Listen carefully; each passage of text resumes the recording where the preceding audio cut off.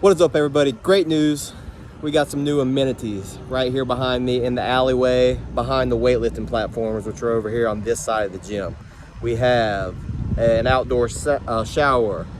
We have our outdoor traditional sauna, and we got a tub for a cold plunge. So if you have an unlimited membership, you are going to get access to this. And we're going to have a sign up in 30-minute time slots on Wi-Fi. As far as how to use the sauna, how to cut it on, how to cut it off, all the cleaning protocol and all that, that's going to be laid out in a waiver. And we're also going to give you kind of an overview. If you haven't used the sauna and you want to use the sauna, somebody from the staff, you'll just grab them, schedule a time if you need to. Doesn't take very long, but we want to show you how to use the sauna and make sure that we answer your questions and that you understand all the protocols. I'm gonna go over most of those protocols right now. I'll try not to leave anything out, but I might. But again, we're gonna refresh you when we do the waiver and when you get the overview on how to operate the sauna.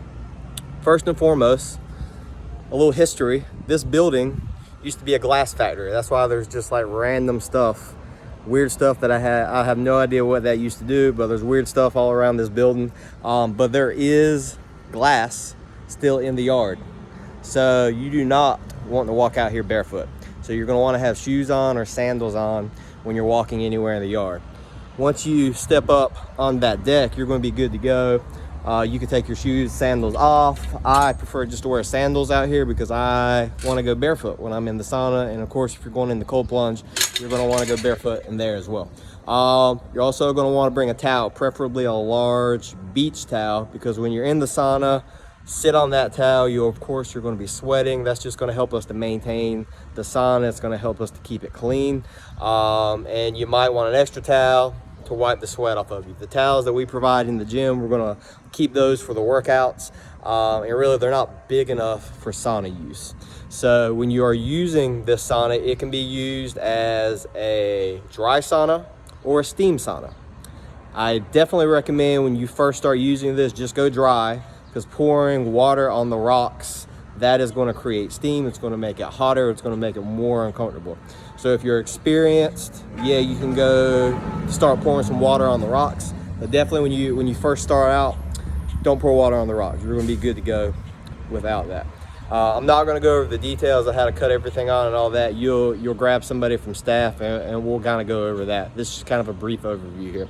But if you were going to do the transitions from the sauna to the cold plunge, I am looking at getting an ice machine, but for right now, you're going to have to bring your own ice. It is recommended that you use 60 to 90 pounds of ice. So wherever you get your ice from, you're going to want to make sure you have enough, and it's a pretty good amount of ice. You're going to end up spending probably $10 or so on ice, which is why I'm going to try to get an ice machine, save everybody a little bit of money. Otherwise, every person that uses the cold plunge is probably going to have to replenish it with at least 60 pounds or so of ice.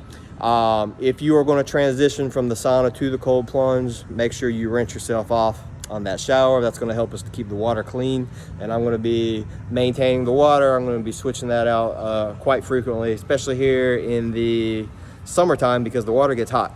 And it requires more ice the hotter that the water gets. So we'll be replenishing that water, making sure that it stays clean. Same thing for the sauna. We're going to be doing cleaning pretty consistently on that. But as far as you guys cleaning the sauna, what I do want you to do is make sure you have a water bottle when you're in the sauna, just to help you stay hydrated, and for those of you that might be pouring some water on the rocks. But when you are done with the sauna, what you want to do is anywhere that you sweat in the sauna, just a light kind of spray of water or drippage of water, and then wipe it down.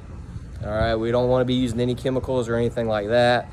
We're going to come behind and do more of the deeper cleaning, but just as far as helping us maintain the sauna and keeping it clean, that's what you can do after every use of the sauna.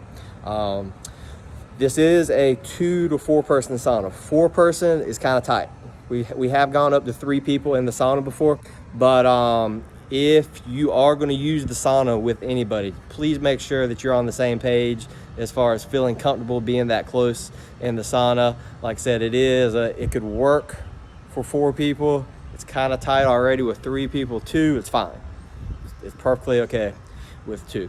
But those are kind of the main points that I wanted to talk about. Again, if I'm leaving anything out, it will be included. When you fill out the waiver, you do need to fill out a waiver before you use the sauna. And you do need to get me or somebody from our staff just to show you how to use the sauna. Right now, gate is going to be unlocked. The sauna is just going to be cut off when the gym's not open. So the gym does have to be open for you to use the sauna. As far as pre-workout, post-workout, I'm going to be putting out information and talking with you guys about that based on your goals and what you're trying to accomplish. There's a variety of ways we can approach this, and a variety of ways we can approach the contrast, which would be going back and forth. So there's benefits to both, using both the cold and the heat separately. And there's also benefits with contrast going back and forth. I really think it's going to benefit many of you here in the gym. I'm already loving it.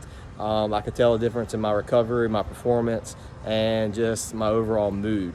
But if you have any specific questions, go ahead and drop them here in the comments, and that way we can have some conversations, we can get some questions answered, and then we'll go from there. All right, guys.